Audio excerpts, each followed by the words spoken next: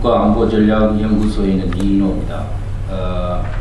이미 아시다시피 오바마 행정부 출범 이후 공식적인 한미 정상회담 일정이 6월 중순으로 잡혀 있습니다. 이미 지난 4월 2일 G20 정상회의 시 한미 간 의례적인 정상회담이 있었습니다. 그때는 30분 정도 시간을 가지고 한미 간의 이슈에 대해서 큰 틀에서 논의를 교환하는 데 그쳤습니다.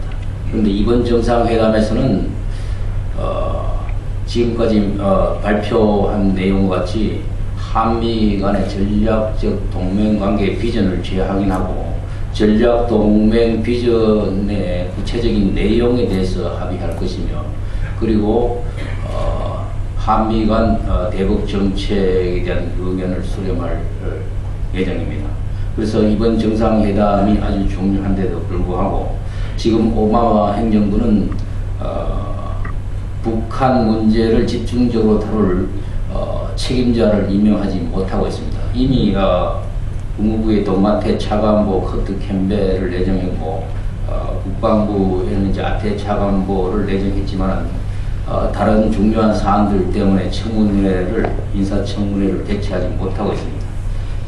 따라서 당초에는 오바마 출범 2개월 이내에 부시 행정부의 대북 정책을 재검토하고 새로운 미국의 대북 정책 방향을 제시할 것으로 예상했습니다만 아직도 그 새로운 대북 정책이 나오지 못하고 있습니다. 따라서 이미 한미 정상회담 일정이 6월 중순으로 잡혀있기 때문에 6월 중순 이전에는 미국의 대북 정책 검토가 끝나고 새로운 대북 정책 구상이 발표될 것으로 예상하고 있습니다.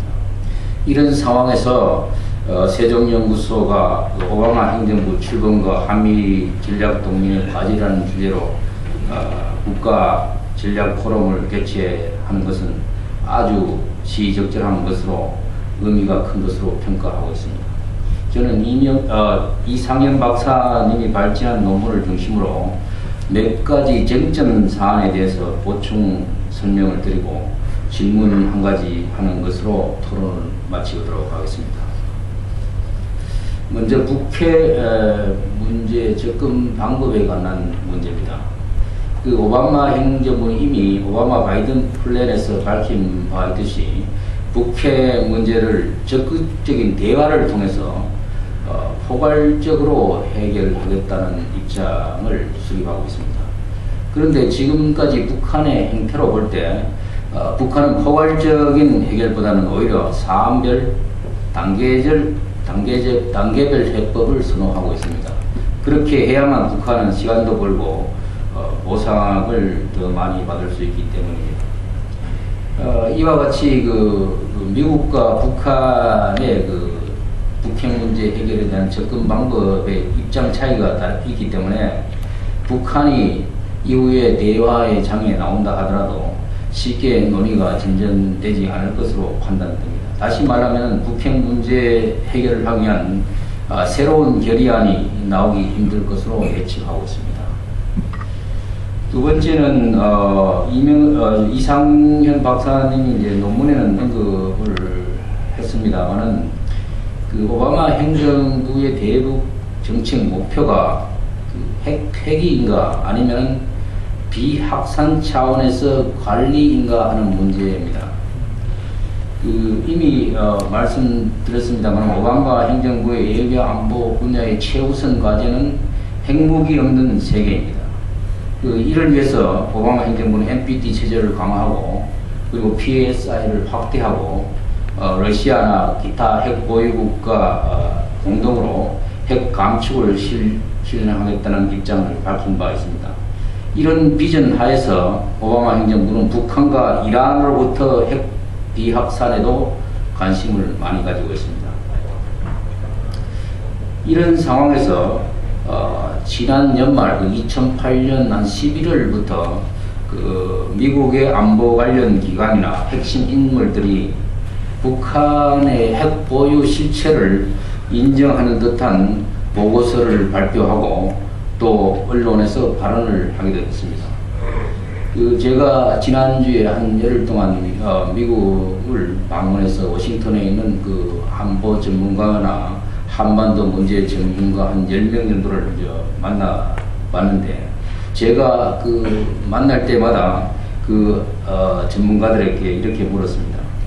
오바마 행정부의 대북 핵정책의 목표가 무엇인가 라고 물었습니다.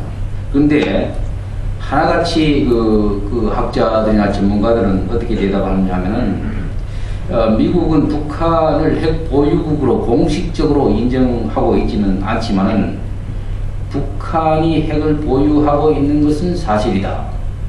그리고 북한 핵은 육자회담이든 미북 직접 회담이든 어떤 회담을 통해서든지 김정일이가 살아있는 한 해결이 불가능할 것이다 라고 하는 입장을 피력했습니다.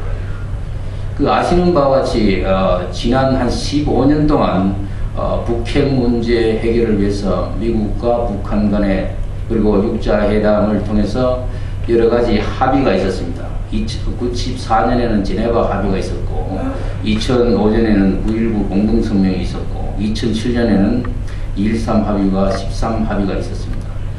그런데 이런 합의를 북한은 한 번도 제대로 이행한 적이 없습니다.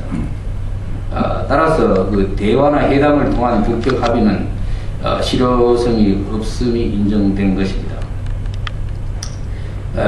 그리고 워싱턴의 대부분 한반도 전문가들은 오바마 행정부는 이제 정책의 우선순위로 볼 때 국내에서는 이제 경제 위기 극복하는데 모든 심려를 기울이고, 대외적으로는 아프간이나 이라크나 이란 문제에 이제 우선적인 관심이 집중되고 있기 때문에 북한 문제는 미국의 대외 정책 우선순위에서 한참 떨어져 있다고 얘기를 했습니다.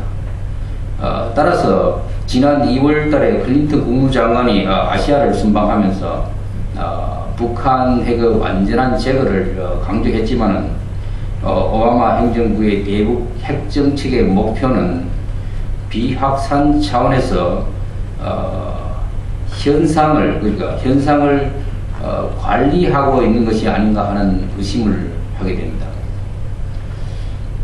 다음 문제는 포스트 김정일 시대 대비와 관련된 문제입니다.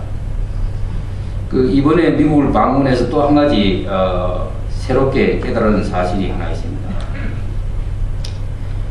국내에서는 지금 북한 핵이나 미사일 문제에 모든 관심을 집중해서 언론이나 학자들이 이제 토론을 하고 있습니다만은, 미국에 있는 한반도 문제 전문가나 안보 전문가들은 북한 핵 문제 해결보다는 오히려 김정일 사후의 사태에 벌어질 일들에 대한 대비가 가장 중요하다고 강조를 했습니다. 이름을 밝히기는 좀 못합니다만은 한 예로 오바마 행정부에 깊이 관련되어 있는 한 학자는 전문가들이 이제 제공하는 의학적 자료를 근거로 판단해 볼 때 김정일은 오바마 행정부와 이명박 행정부 임기 중인 4년 이내에 반드시 사망할 것이라고 확신하고 있다고 이야기를 했습니다. 그런데 문제는 이제 이런 김정일 사망 이후에 북한 급변 사태에 대한 논의가 관련국들 간에 충분히 이루어지지 않고 있어서 우려를 하고 있다는 입장도 피력했습니다. 그런데 이제 다행인 것은 미국의 정보 기관에 있는 한 인사는 이런 말을 했습니다.